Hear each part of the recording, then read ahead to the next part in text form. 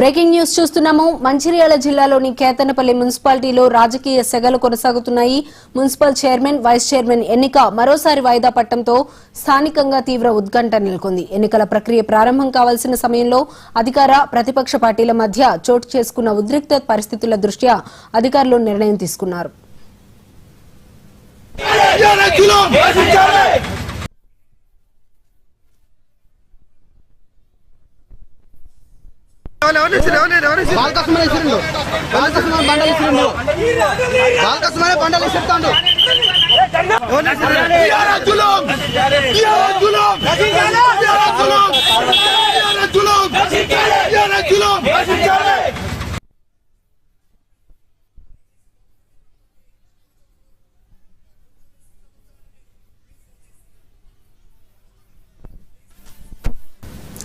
మంచిర్యాల జిల్లాలోని కేతనపల్లి మున్సిపాలిటీలో రాజకీయ సెగలు కొనసాగుతున్నాయి. మున్సిపల్ చైర్మన్ అలాగే వైస్ చైర్మన్ ఎన్నిక మరోసారి వాయిదా పడటంతో స్థానికంగా తీవ్ర ఉత్కంఠ నెలకొంది.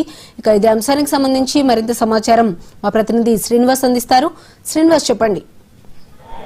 ముఖ్యంగా కేతనపల్లి మున్సిపల్ కార్యాలయం వద్ద ఉద్రిక్తత చోటు చేసుకోవడం జరిగింది. ముఖ్యంగా నిన్న కొరండేగా వాయిదా పడ్డటువంటి Kethanapalli municipality chairman, vice chairman ఎన్నికలకు సంబంధించి ఈ రోజు కూడా తిరిగి ఎన్నిక నిర్వహించే సమయంలో బయట ఉద్రిక్తత చోటు చేసుకున్నాయి. ఒక్కొక్కపైన రాకపోవడం జరిగింది. లోపల కూడా వార్డు సభ్యులకు సంబంధించి కాంగ్రెస్, టీఆర్ఎస్ వార్డు సభ్యులు కూడా ఒకరికొకరు ప్రమాణ స్వీకారం చేసే టైంలో వాగ్వాదం చేసుకోవడం, వాళ్ళు దాడి చేసుకున్నటువంటి తెలుస్తా ఉంది. దాంతో అక్కడ ప్రస్తుతానికి తాత్కాలికంగా వాయిదా వేసినటువంటి పరిస్థితి కనిపిస్తుంది. ఈ సందర్భంగా ఇక్కడ స్థానిక ఎమ్మెల్యే, అదేవిధంగా రాష్ట్ర మంత్రి వివేక్, అదేవిధంగా ఎంపీ వంశకృష్ణను కూడా ఇక్కడి నుంచే ప్రస్తుతానికి వెళ్ళిపోయినటువంటి పరిస్థితి కనిపిస్తుంది. ముఖ్యంగా తాత్కాలికంగా వాయిదా వేయడం జరిగింది. లోపల ఉన్నటువంటి టీఆర్ఎస్ అదేవిధంగా బీఆర్ఎస్ సీట్కి సంబంధించిన వార్డు సభ్యులు తమకు న్యాయం చేయాలని చెప్పేసి లోపల వాళ్ళు నినాదాలు చేస్తున్నటువంటి పరిస్థితి కనిపిస్తుంది. ఒకసారిగా కేతనపల్లిలో మాత్రం బయట ఉద్రిక్త చోటు చేసుకుంది. లోపల కూడా మున్సిపల్ ఎన్నికలకు సంబంధించి లోపల కూడా ఉద్రిక్త పరిస్థితులు చోటు చేస్తూ ఉన్నాయి. ప్రస్తుతానికి ఎంపీ వివేక్ మహానిస్తా కూడా మంత్రి వివేక్ మహానిస్తా కూడా మాట్లాడుతూ చెప్పడం జరిగింది. ప్రధానంగా సుమన్ దౌర్జన్యానికి పాల్పడుతున్నాడు, తన వాహనం పైన దాడి చేశాడు. అదేవిధంగా ఇక్కడ లోపల కూడా వాళ్ళ మనుషులు మా వార్డు సభ్యుల పైన కూడా దౌర్జన్యాన్ని దిగుతున్నారని చెప్పేసి ఆరోపిస్తూ అతను బయటకు వెళ్ళినటువంటి పరిస్థితి కనిపిస్తుంది. ప్రస్తుతానికి అయితే ఈ తాత్కాలికంగా వాయిదా వేశారు. దీన్ని ఈరోజు పూర్తిగా వాయిదా వేస్తారా లేదా తిరిగి ఎప్పుడు ఏమైనా నిర్ణయిస్తారని ఇంకా డిసైడ్ చేయలేరు.